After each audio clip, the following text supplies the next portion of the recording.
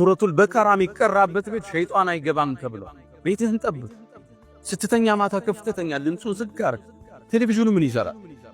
አሁን እየተጠቀምክበት አይደለም፣ ሞባይል ላይ ያለው ቴሌቪዥኑ የግድግዳ ማሳመሪያ ነው። ቀስ የሚል ቁርአን ከፍተህበት ተኛ። ሙሉ ሌሊት ይቅራ ቤት። ቀን ላይም ክፈተው። ጠዋት ላይ አዝካር ሰባህ ክፈተው። ልጆች ትምህርት ቤት እስኪሄዱ ያዳምጡ። ቤትህን በቁርአን እጀብ፣ በዚክር እጀብ። ያኔ ሸይጣን አንተ ቤት አይገባ። ስትቀመጥ ቢስሚላህ በል። ማን ተተክቶ እንደነበር አታውቅም። አልጋችሁን አራግፋችሁ ቢስሚላህ ብላችሁ ተኙ ተብሏል። በየቦታው የሚሰገድበት ዚክር ያለበት ቤት ሸይጣን አይገባም። አይንና ሳያጠቃ እንጂ ብዙ ሰው ሚዲያ ይወጣል በአላህ ጥበቃ ውስጥ ስለሚኖር ነው።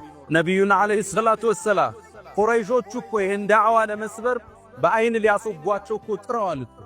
ወየካዱ الذين كفروا ليزلقونك بأبصارهم ረሱሉን ሲወጡ ጠብቀው በአይን ሊያጠቋቸው እኮ ጥረዋል። ቁርአን ጠቅሶታል። ይልታል ግን በአላህ ጥበቃ ነው፣ በአላህ ከለላ ውስጥ ነበር። ነብዩ አለይሂ ሰላቱ ወሰላም ሶላተል ጀማዓ ሳታቋርጥ ውዶ ሳታቋርጥ አይንም ዝህር ማገኝ ወደ ቁርአን ወደ ሐዲስ። አንዳንዱ የአይንና ሕክምና ተብሎ አዋቂ ቤት ይሄዳል። እሱ የእስልምና መስመር አይደል። ለልጆቹ የሆነ ነገር ያንጠለጥላል። እንዲህ አይነት እስልምና የለም። አረብ ሀገር ውስጥ ሰርግ ሲደረግ ሰርጉ እንዳበቃ ታዳሚዎች የጠጡበት ቡና ፍንጃሎቹ ተሰብስበው ያነ ታጥቦ ልጅቱ እንድትታጠብበት ይደረጋል። ይሄ እስልምና አይደል።